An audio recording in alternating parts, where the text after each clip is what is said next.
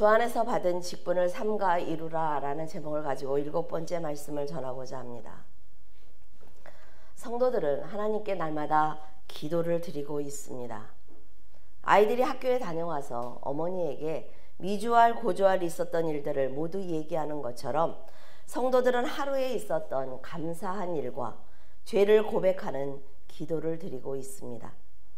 부모들은 아이들의 이야기를 들으면서 하루를 어떻게 지냈는지, 어떤 친구들과 관계를 맺고 있는지 자연스럽게 알게 됩니다.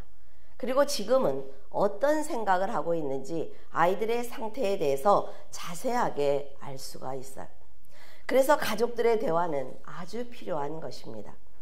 이처럼 하루에 있었던 일들과 감정, 그리고 내일의 계획을 하나님께 기도를 드린다면 하나님께서는 성도들의 영적인 상태를 살피시고 도움을 주실 것입니다.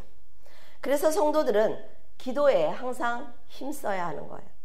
사도 바울은 기도와 감사함으로 깨어 있으라고 성도들에게 말하고 있습니다. 기도하는 성도들은 하나님께서 주신 지혜로 모든 문제를 판단할 수 있는 능력이 생기기 때문에 시험에 빠질 염려가 적기 때문에 그렇습니다. 하나님과 좋은 관계를 맺는 성도들은 기도함으로 큰 짐을 벗을 수 있고 응답을 받지 못한다고 해도 적당한 때에 하나님께서 해주실 것이다 라는 것을 믿기 때문에 그들의 삶은 두렵지 않습니다. 이렇게 깨어 기도하는 성도들이 사도 바울의 전도 사역을 위해서 기도를 해준다면 그 중보 기도를 통해 더 많은 영혼들을 구원할 수 있을 것입니다. 전도의 문이 열려서 사도 바울처럼 지혜로운 사도가 말씀을 마음껏 전할 수 있다면 그것처럼 큰 축복은 없습니다. 반대로 전도의 문이 열렸는데 성도들이 말씀을 온전히 준비하지 못한다면 복음을 전할 수가 없습니다. 성도들은 기도와 말씀으로 준비하고 하나님께서는 그렇게 준비된 성도를 복음을 전할 수 있는 곳으로 인도하신다면 성령의 놀라운 역사가 일어날 거예요. 이런 기적을 보기 위해서는 먼저 성도들이 준비해야만 합니다. 사도 바울은 최선을 다해 말씀을 깨닫기 위해서 기도했지만 복음을 전할 수 없는 어려운 환경에 지금 처해 있었습니다. 그래서 사도 바울은 자신이 옥에서 풀려나 자유를 찾아야만 내가 복음을 마음껏 전할 수 있기 때문에 복음으로 다름박질할 수 있도록 너희들이 나를 위해서 기도해달라고 부탁하고 있는 것입니다. 사도 바울은 예수 그리스도를 만났고 깨달았으며 하나님께서 준비하신 천국을 직접 갔다 왔음에도 불구하고 그 많은 비밀을 전하지 못하는 자신의 처지가 너무나 안타까웠던 것입니다. 이렇게 복음은 하나님께서 허락하시지 않으면 절대로 전할 수 없는 거예요. 유대인과 이방인들의 영혼을 구원하기 위해서는 예수님의 대속하심과 예수 그리스도의 재림을 알려야만 합니다. 하지만 복음을 방해하는 세상의 힘에 의해서 지금 옥에 갇혔기 때문에 온 성도가 함께 기도하여 그 기회를 얻고자 한 것입니다. 5절과 6절에 외인에게 대해서는 지혜로 행하여 세월을 아끼라. 너희의 말을 항상 은혜 가운데서 소금으로 맛을 냄과 같이 하라. 그리하면 각 사람에게 마땅히 대답할 것을 알리라. 외인은 교회 밖에 있는 불신자들을 말하는 것입니다. 성도는 불신자를 구원해야 되는 사명을 받은 사람들이기 때문에 지혜롭게 살아야만 합니다. 그들이 성도들의 잘못된 삶을 비판하고 판단하기 시작을 하면 성도들이 섬기는 하나님까지 조롱할 수 있기 때문에 그래요. 우리 늘 그러죠. 아이들이 잘못하면 너 아버지가 누구야? 네 애비가 그렇게 가르쳤어? 이렇게 얘기한단 말이에요. 성도들의 잘못된 삶이 그들의 영혼 구원을 방해하기 때문에 전도하는데 분명히 시간이 걸립니다.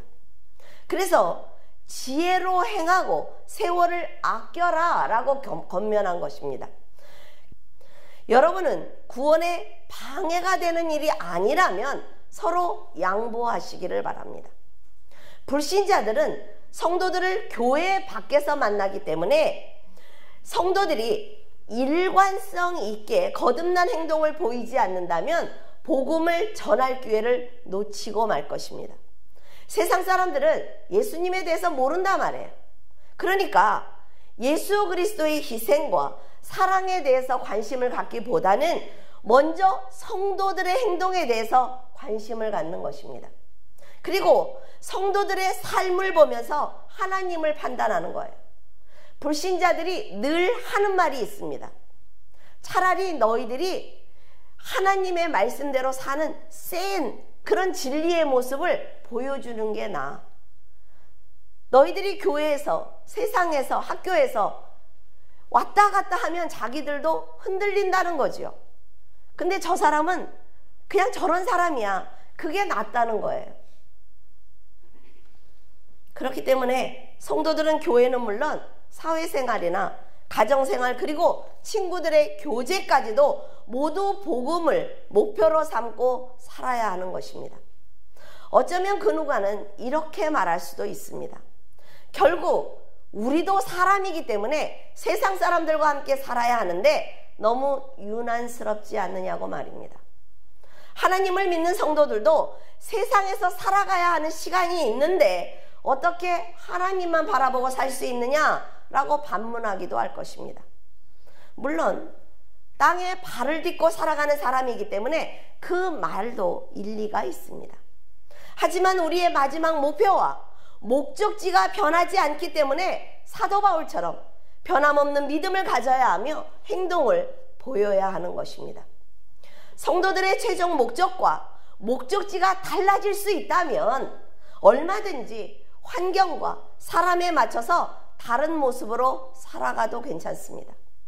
하지만 성도들은 하나님께서 문을 열어주셔야만 천국에 들어갈 수 있는 택함받은 백성이므로 하나님의 법을 따라서 살아야만 하는 것입니다. 인생은 길어야 100년이에요. 누구나 육체를 벗는 것이 하나님의 정해진 법이고 그 이후에는 영혼들이 천국이나 지옥에 들어가는 것 또한 하나님께서 정하신 법입니다. 문제는 이 사실을 성도들이 모두 다 알고 있다는 거예요. 나는 길이요 진리요 생명이라고 말씀하신 예수님의 말씀을 성도들은 이미 다 알고 있습니다. 천국에 갈 수 있는 방법은 예수 그리스도를 믿는 것이며 이 모든 것이 사실이라는 것도 성도들이 모두 다 알고 있단 말이죠. 그런 성도들이 환경에 따라 사람에 따라 삶의 모습이 달라진다면 그런 성도들을 보고 있는 불신자들은 굳이 교회를 다닐 이유가 없는 거예요. 예수 그리스도를 영접할 이유가 없는 것입니다.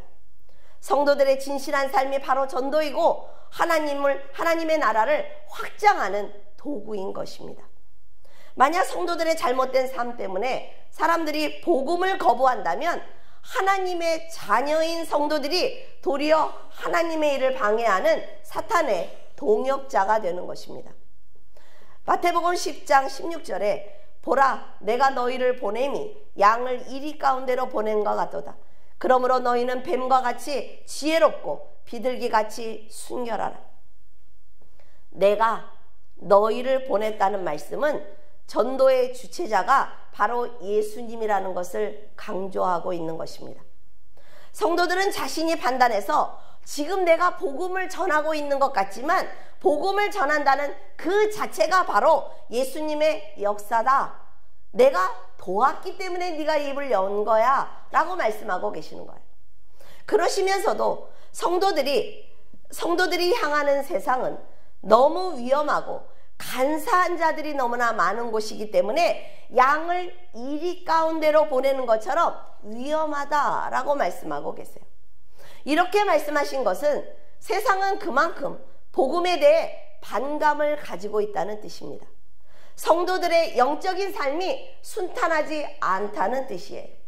그래서 성도들은 복음을 전할 때 조롱과 박해가 있을 것을 예상하고 전도를 해야만 합니다. 내가 하나님의 이름으로 내가 기도를 이렇게 열심히 하고 나가서 전도를 했는데 그 사람이 나를 조롱을 해요. 그럼 또 시험에 드는 거예요. 세상은 그런 곳이라 말이죠. 아무리 목자를 따라 이리 가운데로 지나간다고 하더라도 양이 죽을 각오를 하지 않으면 갈 수 없는 길입니다. 그래서 목자이신 예수님을 온전히 의지해야 하며 목자의 말씀에 순종해야만 보호를 받을 수가 있는 거예요. 예수님께서 너희는 뱀같이 지혜롭고 비둘기같이 순결하라 라고 말씀을 하셨어요. 이것은 그들이 쉽게 알아들을 수 있도록 고대 근동 지역의 속담을 말씀해 주신 것입니다. 뱀은 아담과 하와가 창조주 하나님의 말씀을 거역하게 만들 정도로 간교하고 신중한 동물입니다. 예수님께서 뱀처럼 지혜로워야 한다고 하신 것은 세상은 복음을 거부할 준비가 되어 있고 어둠의 자식들을 빼앗기지 않기 위해서 늘 전쟁을 준비하고 있는 위험한 곳이기 때문입니다. 그래서 어둠을 향해 걸어가는 성도들은 더욱 신중해야 하는 거예요. 영적인 분별력을 가지고 대처해야만 하는 것입니다. 여러분도 알겠지만 어두운 밤에 등불을 이렇게 들고 있다면 어둠 속에 있는 사람들은 잘 보이지 않습니다. 그러나 어둠 속에 있는 사람은 등불을 들고 있는 사람이 아주 잘 보여요. 세상에 복음을 전한다는 것은 그만큼 위험에 노출되어 있다는 뜻입니다. 근데 반대로 성도들이 이렇게 등불을 들고 있으면 하나님도 성도가 잘 보인다는 거죠. 네, 여러분 생각을 해보세요. 사탄은 성도를 넘어뜨리기 위해서 와야 돼요. 그런데 하나님은 성도들의 안에 함께 계세요. 누가 더 빨라요? 하나님이 더 빠릅니다. 그래서 끝까지 믿어야 되는 거예요. 정말 내가 죽을 것 같아도, 내가 사탄에게 큰 시험을 당할 것 같아도 끝까지 버티면 하나님이 훨씬 빠르게 움직이신단 말이죠. 거기까지 가야 되는 거예요. 뱀은 먹이가 올 때까지요, 인내를 가지고 끈기 있게 기다립니다. 코로 냄새를 맡지 않아요. 갈라진 혀로 냄새를 맡기 때문에 사냥감이 곁에 올 때까지 움직이지 않고 기다립니다.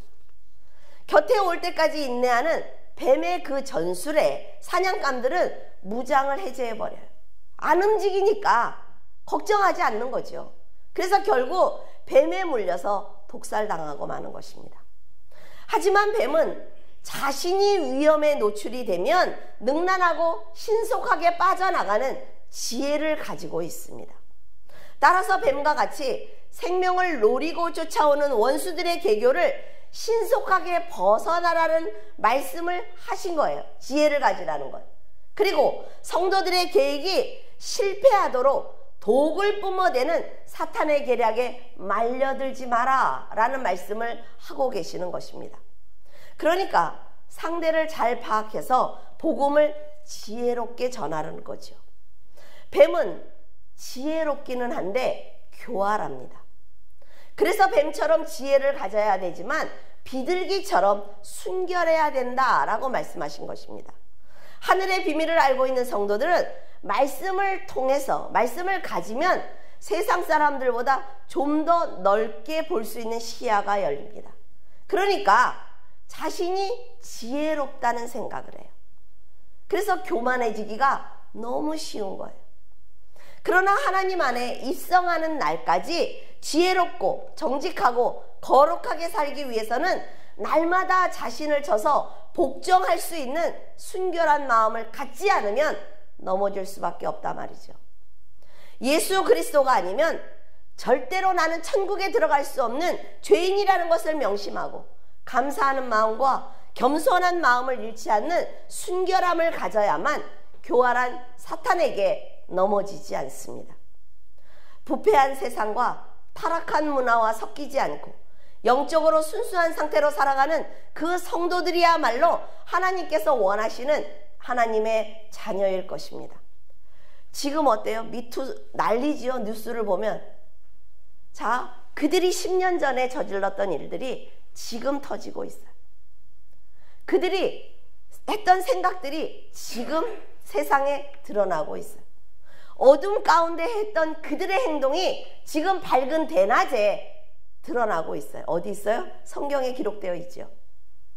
여러분들의 인생을 하나님께서 자, 어디를 뽑아도, 내가 얘를 10대에 뽑아볼게, 20대에 뽑아도 하나님께 내 인생을 하나님을 위해서 살았습니다 라는 그 부분들을 늘 만들어 놔야 된다는 거예요. 오늘 내가 좋아서, 오늘 내가 편해서, 내가 즐거워서, 내가 이 시간을 살았을 때 하나님이 여기서 더 큰 축복을 주셔야 되는데 이것 때문에 여기서 누리지 못할 수도 있습니다. 그 사람들이 지금 다 보면 어때요? 다 성공한 사람들이죠. 너무 안타깝지 않습니까? 재미있는 것은 비둘기는 순결하고 순수하고 순진하기는 하지만 미련해서 쉽게 넘어가는 동물이라고 합니다. 성도들이 말씀 안에서 순진하고 정직하기는 하지만 지혜가 없다면 그것은 미련하고 무지한 거예요. 그렇기 때문에 도리어 교활한 사탄에게 쉽게 넘어갈 수 있는 것입니다. 그래서 예수님은 뱀처럼 지혜롭고 비둘기처럼 순결한 믿음을 가져야만 영혼을 구원할 수 있으며 자신의 구원을 지킬 수 있다라고 말씀하신 것입니다. 그리고 사도 바울은 성도들에게 너희들은 은혜 가운데 소금으로 맛을 내는 것처럼 적절한 행동과 적절한 말을 해라 라고 말하고 있어요. 남의 마음을 아프게 하는 직선적인 말과 의미 없는 행동으로 성도들을 실족시켜서 그들이 인생을 돌아가도록 낭비하게 만든다면 그것은 하나님께 책망을 받을 수밖에 없는 악한 행동이라는 것입니다. 내 인생을 돌아가는 것도 힘드는데 남의 인생을 돌아가게 해서야 되겠어요? 소금의 역할은 불신자들에게 하는 행동이기보다는 교회에서 믿음의 형제들에게 해야 되는 신앙생활입니다. 믿음의 형제들이 교회에 나왔을 때 나 때문에 편안하도록 노력해야 하는 거예요. 항상 은혜로 감싸주는 말을 해야 하고 예수 그리스도께 더 가까이 갈 수 있도록 그의 마음을 열어주는 행동을 해야 하며 안식과 평안을 누릴 수 있도록 사랑을 베풀어야만 합니다. 여러분 처음에 교회 나왔을 때 하나님의 말씀이 너무 좋아서 나왔어요 이래요? 아니에요. 나는 저분이 너무 좋아서, 교회 분위기가 너무 좋아서 이렇게 시작하는 거예요. 성도들은 말씀을 통해 힘을 얻기 위해서 교회에 출석합니다. 하지만 성도들의 좋은 관계 때문에 교회를 사랑하기도 합니다. 가정 환경이 어렵거나 사회생활이 너무나 힘들어도 믿음의 형제들을 봤을 때 그 위로가 크기 때문에 교회를 다니는 사람들도 있어요. 그래서 여러분의 어떤 말과 행동이 형제의 마음을 위로할지 모르기 때문에 늘 예수 그리스도처럼 사랑으로 대해야만 하는 것입니다. 때로는 사람의 관계가 힘들어서 다른 곳으로 옮기는 사람들도 있습니다. 성도들이 무심코 던지는 말에 상처를 입어서 하나님을 떠나기도 해요. 이게 남의 인생을 돌아가게 하는 거라 말이죠. 그렇기 때문에 성도들은 자신의 구원도 너무나 중요하지만 다른 성도들의 구원을 위해서 나를 내려놓고 더욱 겸손하게 행동해야만 하는 것입니다. 여러분 때문에 성도들이 교회와 하나님을 더욱 사랑할 수 있도록 소금의 역할을 잘 감당하시라 말이죠. 지혜로 세월을 아끼라는 것은 지혜롭게 살아가면서도 기회가 왔을 때 믿음으로 그 기회를 자신의 것으로 만들라는 것입니다. 기회는 그저 기다리면 오는 것이 아니에요. 선한 노력과 희생의 대가가 있어야만 가질 수 있는 것입니다. 그래서 늘 지혜롭고 순결한 신앙으로 모든 기회를 자신의 것으로 만들어야 하는 것입니다. 말씀을 알아야만 하나님께서 주신 은혜를 은혜로 알 수 있는 것입니다. 기도를 해야만 사탄의 계략을 영적으로 분별할 수 있는 거예요. 하나님께서는 더 성숙할 수 있도록 주신 은혜를 기회를 볼 수 있어야만 그 기회를 상급으로 만들 수가 있는 거예요. 세상 사람들을 보면 참 열심히 그리고 바쁘게 살아가고 있습니다. 늘 무엇인가 하고 있어요. 만들어내고 있습니다. 그리고 최선을 다해서 일하고 있어요. 하지만 열심히 살고 있는 그들의 인생에는 예수 그리스도가 없기 때문에 상급을 받을 수 있는 기회가 아예 없다는 것입니다.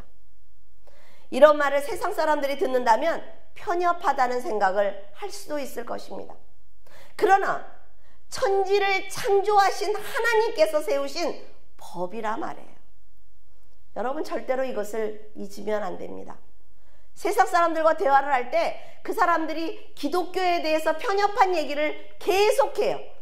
그럴 때 이걸 모르면 밀린다 말이죠. 대답을 못해요. 정말 인간적으로 보면 그러네요. 그 다음에 해줄 말이 없어요. 하나님께서 그 법을 완성하시기 위해서 십자가를 지셨기 때문에 세상과 사람들은 그 법을 지켜야만 하는 것입니다. 여러분에게 주어진 인생의 시간은 얼마나 남았습니까? 그 시간을 정확하게 아는 사람은 없지만 누구나 육신을 벗기 때문에 늘 하나님의 법을 지키며 상급을 받을 준비를 하면서 살아내야만 하는 것입니다. 여러분이 세월을 아끼기 위해서는 영적인 분별력을 가지고 있어야 하며 영혼을 세워주기 위해서는 소금처럼 녹아야 하는 희생이 반드시 있어야만 합니다. 여러분이 소금처럼 녹아서 형체도 없이 사라져야만 다른 영혼이 살 수 있단 말이죠. 자, 여러분 배추를 절이려고 소금을 넣었어요. 근데 그 다음날 나갔더니 소금들이 눈을 반짝반짝하고 다 그대로 있어. 어때요? 배추는 하나도 안 절었어. 소금이 없어져야 돼요. 그래서 여러분이 그 물을 찍어서 먹는 거 아니에요? 얼마나 짜나? 소금이 없어져야만 그들이 다른 영혼들이 추하고 더러운 모습으로 썩지 않는 것입니다. 이게 하나님이 성도들에게 원하는 거라 말이죠. 곁에 있는 영혼들을 살리는 소금이 되기 위해서는 먼저 온유한 마음을 가져야 합니다. 겸손한 신앙을 가져야 하며 예의 바른 태도를 항상 취해야 되는 거예요. 저는 청년들에게 예의를 되게 강조하는 사람입니다. 예의 바르게 행동을 하면 경우 있게 살 수 있어요. 경우 있는 삶이 하나님의 영광을 드러낼 수 있는 것입니다. 내 마음대로 내가 하고 싶은 대로 행동을 하면서 나는 하나님을 믿고 있다고 얘기하는 것, 그것은 하나님께서 싫다고 하세요. 그래서 사도 바울은 언제나 함께하는 동역자들을 높여줍니다. 칭찬해줘요. 그들이 사람들의 존경과 하나님의 축복을 받을 수 있도록 편지마다 그들의 이름을 기록하는 것을 볼 수가 있습니다. 자기 편지잖아요. 그러면 자기 말만 쓰면 되는데 사도 바울은 절대로 그렇게 하지 않습니다. 항상 같은 동료들의 이름을 항상 기록을 해요. 여러분, 내 곁에 있는 사람을 세워주고 내 곁에 있는 사람이 잘 살게 해주고 내 곁에 있는 사람이 하나님께 축복을 받게 해주는 건 곧 뭐예요? 본인이 잘 되는 거예요. 세상은 절대로 혼자 살아갈 수 없다 말이죠. 7절과 10절을 보면 두기고가 내 사정을 다 너희에게 알려주리니 그는 사랑받는 형제요 신실한 일꾼이요 주 안에서 함께 종이 된 자니라. 나와 함께 갇힌 아리스도거와 바나바의 생질 마가와 이 마가에 대하여 너희가 명을 받았음에 그가 이르거든 영접하라. 두기고는 소아시아 사람입니다.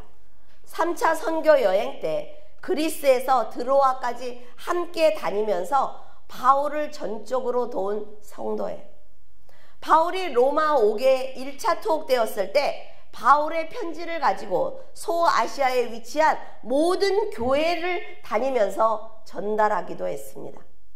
그래서 바울은 두기고가 주 안에서 함께 된 종이 된 자다라는 말로 자신이 전적으로 의지하고 있는 아주 귀한 형제라고 말하고 있습니다. 그래야 두기고가 가는 곳마다 그들이 더 소중하게 여길 것이고 잘 대접을 할 거예요. 그리고 오네시모를 보내겠다라고 기록을 했는데 그는 빌레몬의 종이었습니다. 노예였어요. 근데 그가 도망을 했지요. 그래서 로마에서 도피 중에 바울을 만나서 복음을 영접하게 되었습니다. 바울은 오네시모를 신실하고 사랑을 받는 종이다 라고 높여주고 있습니다. 사도 바울과 함께 옥에 갇힌 아리스다고는 데살로니가에 거주하던 유대인입니다. 그는 에베소에서 일어났던 큰 사건을 바울과 함께 겪어요. 그리고 바울과 함께 여행을 하면서 로마로 잡혀가는 고난을 함께 당하는 믿음의 형제였습니다. 아리스다고와 마가와 유스도라는 예수는 이 세 사람은 다 유대인입니다. 할례당이에요. 그런데 이 사람들은 구원은 율법이 아니라 믿음이라는 것을 믿은 유대인들입니다. 그래서 사도 바울은 이 사람들에게 이 사람들이 할례당이지만 이 사람들은 믿음으로 거듭난 사람들이야 라고 말해주고 있는 거예요. 모두가 자기의 동역자를 다 인정하고 소중하게 여길 수 있도록 계속 돕고 있습니다. 골로새서에는 에바브라와 누가와 데마와 그리고 아주 많은 성도들의 이름이 기록되어 있습니다. 사도 바울이 이렇게 그들의 이름을 하나씩 부르며 안부를 전하는 것은 하나님의 일을 사도 바울 혼자서는 절대로 할 수 없다는 것을 알기 때문입니다. 바울이 옥에 갇혀 있을 때 밖에 있는 성도들이 죽음을 각오하고 복음을 전하지 않았다면 복음은 전해지지 못했을 것입니다. 그래서 하나님의 역사와 복음이 전해진 것을 사도 바울은 그 형제들의 노고다라고 생각을 하고 있는 거예요.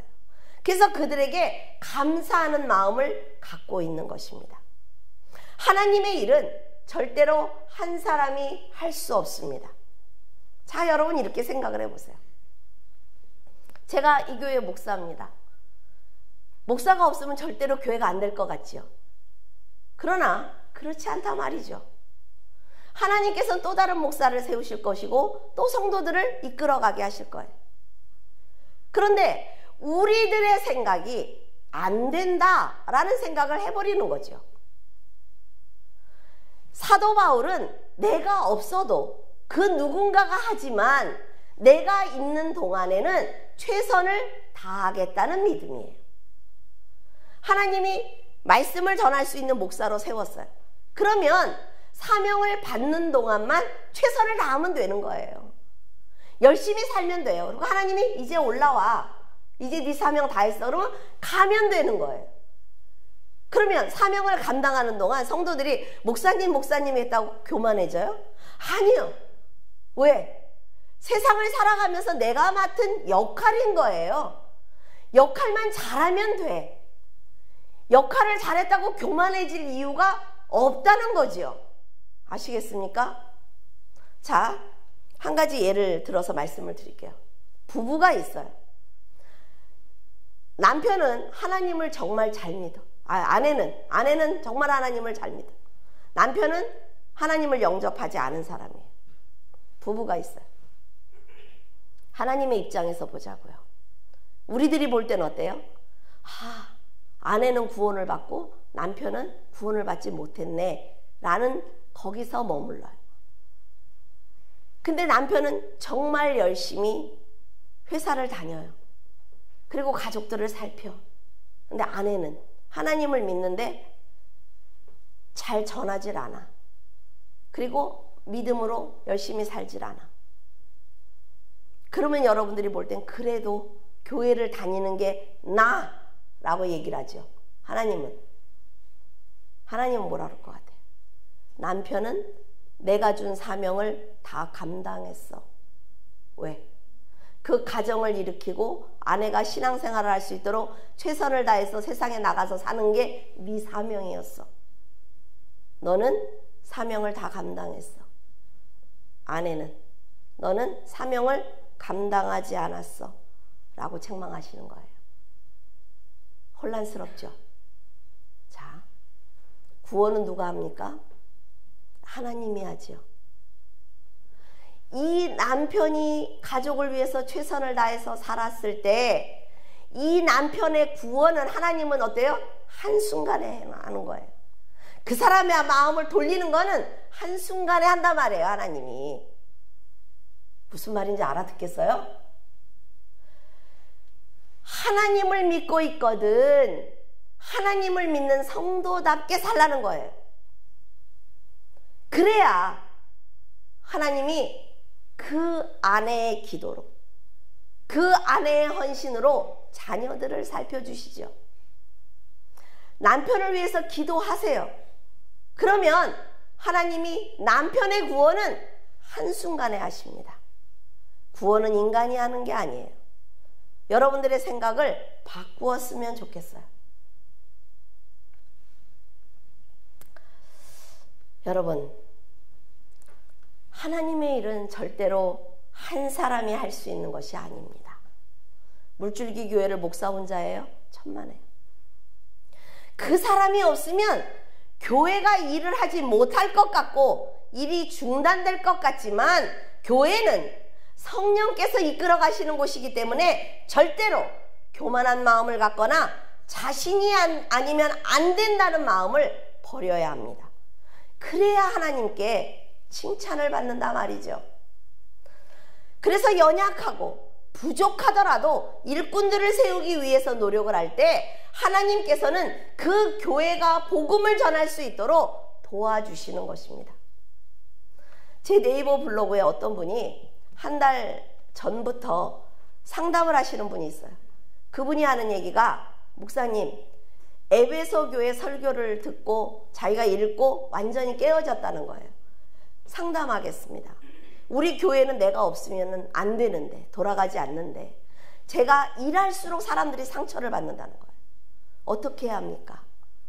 다 놓으시라 그랬어요. 다 놓으십시오. 일단. 그랬더니 다 내려놨대요, 직분을. 그러면서 하는 얘기가 뭐냐면 촛대가 옮겨진 느낌이다 라는 얘기를 해요. 그 촛대는 자기가 옮기고 가져오고 그러나. 그래서 촛대가 옮겨졌다는 건 당신이 교만이 깨어졌기 때문에 허전한 마음이다. 그러니까 일체 교회 일 하지 마라. 아무것도 하지 마라, 교회 가서. 그런데 지금 어제 밤에는 목사님 마음이 편해졌습니다. 성도들을 위해서 목사님 말대로 저녁에 집에서 한 사람 한 사람 이름을 부르면서 기도했을 때 얼마나 내가 그들에게 많은 말로 상처를 주었는지, 얼마나 많은 행동으로 상처를 주었는지 깨달아지더라는 거죠.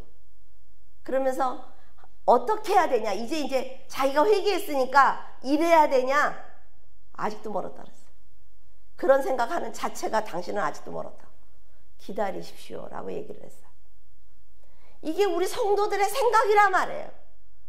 내가 일을 하면 된다는 생각을 하는 거죠. 하나님이 역사하실 거란 생각을 해요. 그러나 도구가 잘못되었을 때 하나님은 일하시지 않습니다. 17절에 아키뽀에게 이르기를 주 안에서 받은 직분을 삼가 이루라고 하라. 자, 교회는 한 사람의 능력이나 은사로 일하는 곳이 아닙니다.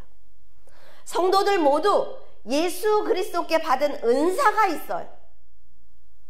나만 받은 거 아니라 말이죠. 다 받았어요. 그리고 직분을 받았습니다.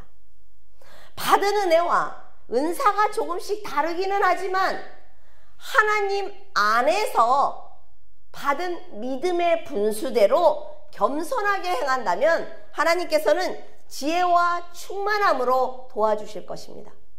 여러분 안에 누가 계세요? 성령이 계시죠? 성령이 주시는 은사란 말이에요. 그렇기 때문에 나만 받을 수가 없는 거예요.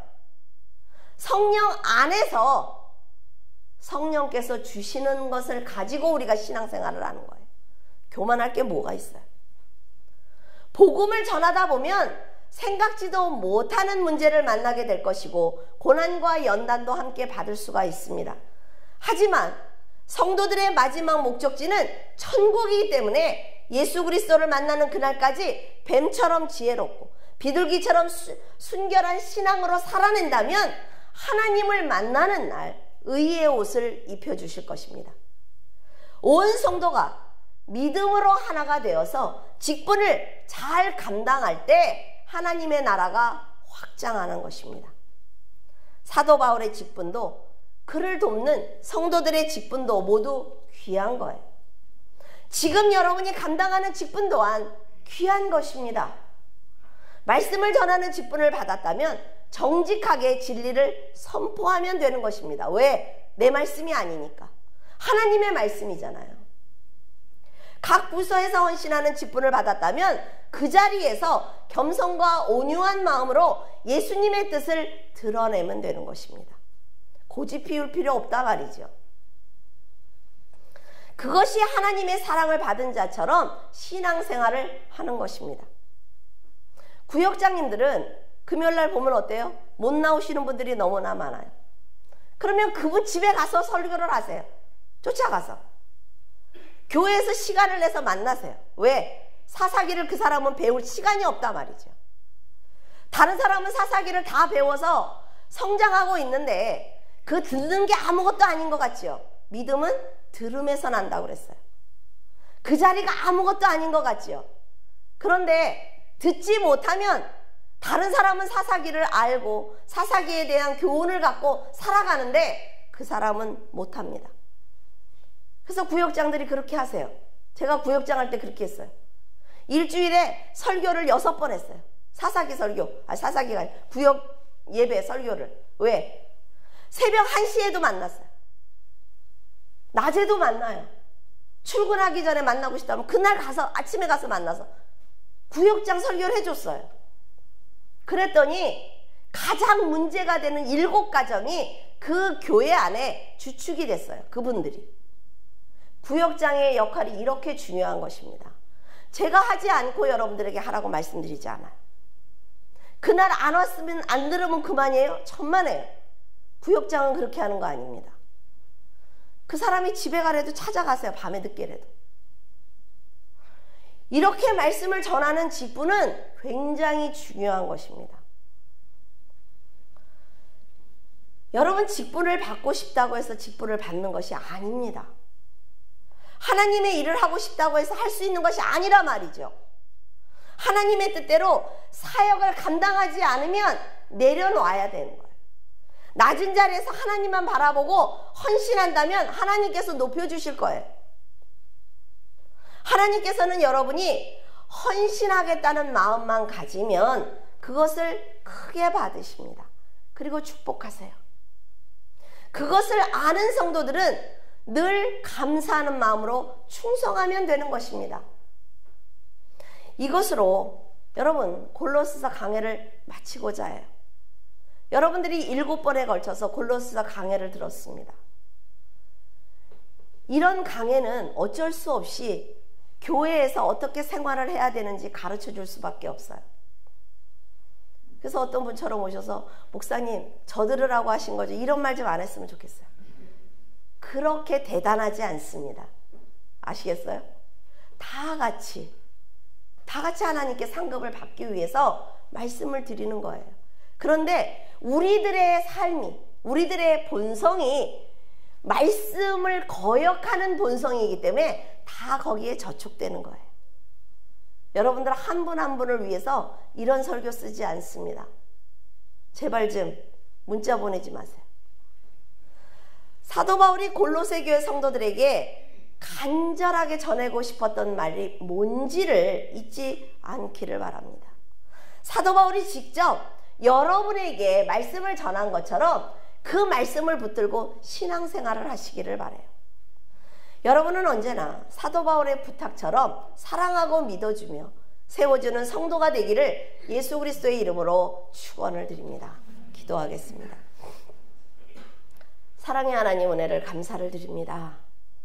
아버지 하나님께서 골로새서 교회를 통해 저희들에게 많은 말씀을 주셨습니다. 하나님의 말씀이 얼마나 귀한지 지금 세상이 돌아가는 것을 보면서 더 깨닫게 됩니다. 하나님 아버지, 이 나라와 이 민족을 도와주시옵소서. 너무나 위험한 가운데 있습니다. 아버지 하나로 뭉치게 하시고 이 어려운 고비를 넘기기 위해서 위정자들과 온 백성이 하나님 앞에 무릎 꿇어 회개하기를 원합니다. 아버지 하나님, 이 나라가 흔들리지 않기를 원합니다. 어린 영혼들이 성장하는 가운데 있으며 하나님 아버지 여기까지 발전시키기 위해서 많은 사람들의 피와 땀이 하나님 녹아져 있습니다. 아버지 하나님께서 이 나라를 불쌍히 여겨 주시옵소서. 어리석게 판단하지 아니하도록 도우시고 어리석게 자기의 주장만 하지 아니하도록 도우시며 이 나라를 구하기 위해서 하나가 되고 마음을 모으며 하나님 온유한 마음으로 서로가 서로의 말에 귀를 기울일 수 있도록 도와주시옵소서. 너무나 연약한 나라입니다. 아버지 하나님께서 도와주시지 아니하시면 하나님 넘어질 수밖에 없고 넘어지면 다시는 일어날 수 없는 연약한 나라입니다. 아버지 하나님께서 불쌍히 여기시고 이 나라가 후손들에게 전해질 수 있도록 하나님 지금 저희들이 이 나라를 지킬 수 있도록 기도하게 하시고 이 나라를 사랑하게 하시며 이 나라를 하나님께서 보호하실 수 있도록 최선을 다해서 하루하루를 살아갈 수 있도록 도와주시옵소서. 아버지 하나님, 물줄기 교회 귀한 성도들 말씀을 알고 있습니다. 더욱더 선하게 살게 하시고 더욱더 지혜롭게 살게 하시며 하나님 명철한 그 모습을 아버지 하나님 세상에 드러내어 하나님을 더욱더 영광을 높여드릴 수 있도록 도와주시옵소서. 아버지 하나님께서 함께 하심을 감사하며 우리 주 예수 그리스도 이름으로 기도드립니다. 아멘.